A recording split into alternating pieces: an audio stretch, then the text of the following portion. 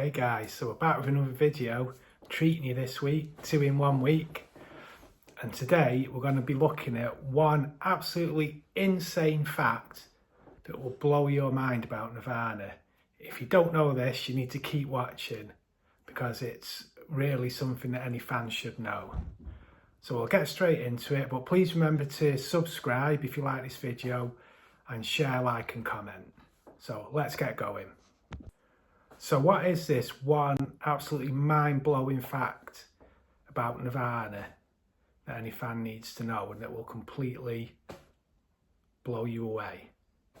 So I didn't know this until recently when I think I read it somewhere online, or even somebody might have mentioned it to me.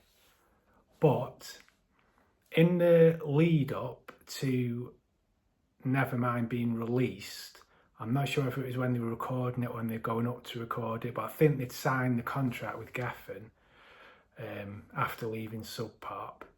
Kurt Cobain, in the same week, left his then girlfriend Tracey Marander, and the band fired Chad Channing, all in the same week. So Kurt left his girlfriend Tracey Marander, who had been with for ages, and they fired Chad Channing, who had been the drummer for a good few years, all in the same week. So I guess now I've told you what the fact is that you might not have known about before, you might say, well, what's particularly mind-blowing about that? Why is it so interesting to make a video about? Why do I need to know? Well, I just think it's just quite amazing. They're two really big events on a personal and a professional level, especially for Kurt. You know, for him to split up with his girlfriend, who I think he'd probably been with, I think they'd been together about 3 or 4 years, and they were living together, and it was a proper full-on relationship, they were in love. So for him to leave that, and then also the band to lose a drummer who had been with them for a good few years and they were friends with, and he was a key part of the band, all in 1 week, that is a lot. It's just, if you think about that in your own life, if you to split up with your partner and have a massive change at work all in the same week, that is just a lot to deal with. So the other thing I wanted to touch on in this short video about the fact that in 1 week, in the lead up to, as I say, the recording of Nevermind, or as they were recording it, Kurt leaving Tracey Marander, Chad Channing being fired, all in the space of 7 days apparently, is that the timing to me is something that just rings a little bell. Now, this is only my personal opinion, as I've always been, clear to state. I don't know the band, I don't know any of their inner circle, I've got no inside information. So this is just my thoughts. But I just think it's quite interesting that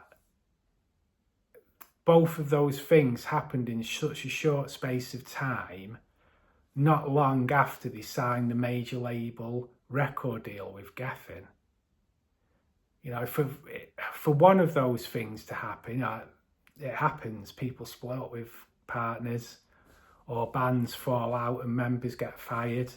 But for both of those things to happen in such a short space of time does make me wonder, or it raises the question in my mind of, was it all natural, or was there something a little bit more behind it?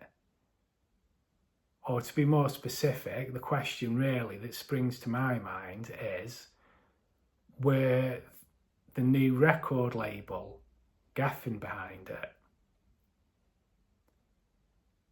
Certainly, with the Chad Channing situation, it does make me wonder, because if you look at all the previous drummers that Nirvana had had, and I know they've been through a few, and Kurt was picky with his drummers, so it could have been just a perfectly natural thing, but it's just the timing of it. And the fact is that, as I say, if you look at all the previous drummers, they'd all been from that Seattle area, you know, Seattle, Olympia, Aberdeen, Tacoma, that area, they'd all been people the band even knew. I'm not saying they were all best mates with him, but they knew him from either personally or from watching him in other bands, or they knew him as names of, oh, they're a good drummer in another band.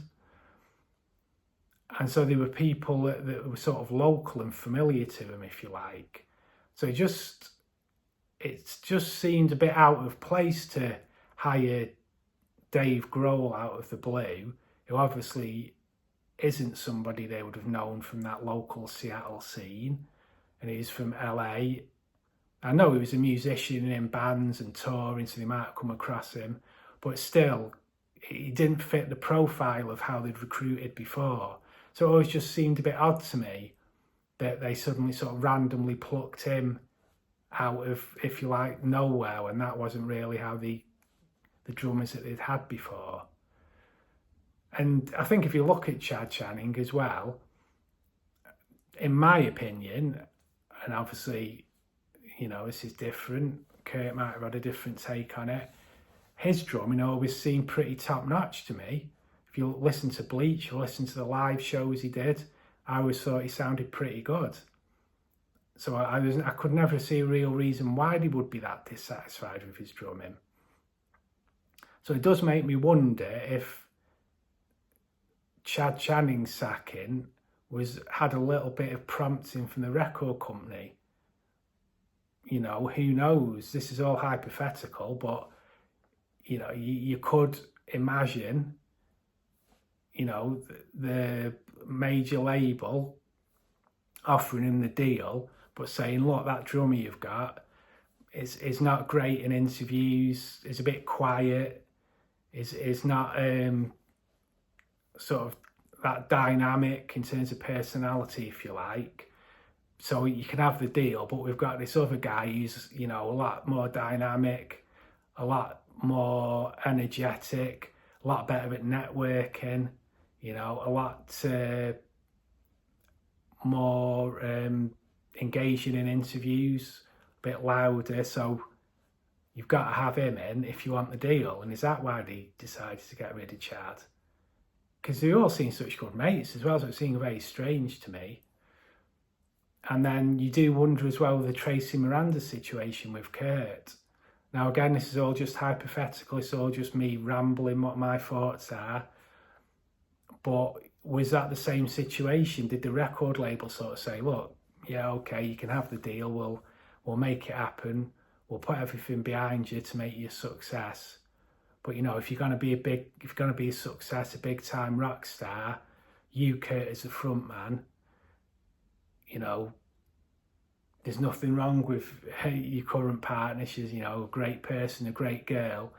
But again, a bit like the Chad Channing thing, would the record company think, oh, but we need somebody who's a bit more in the music scene, a hot name in the music scene, to make that couple that happened with Kurt and Courtney? And did they push for that?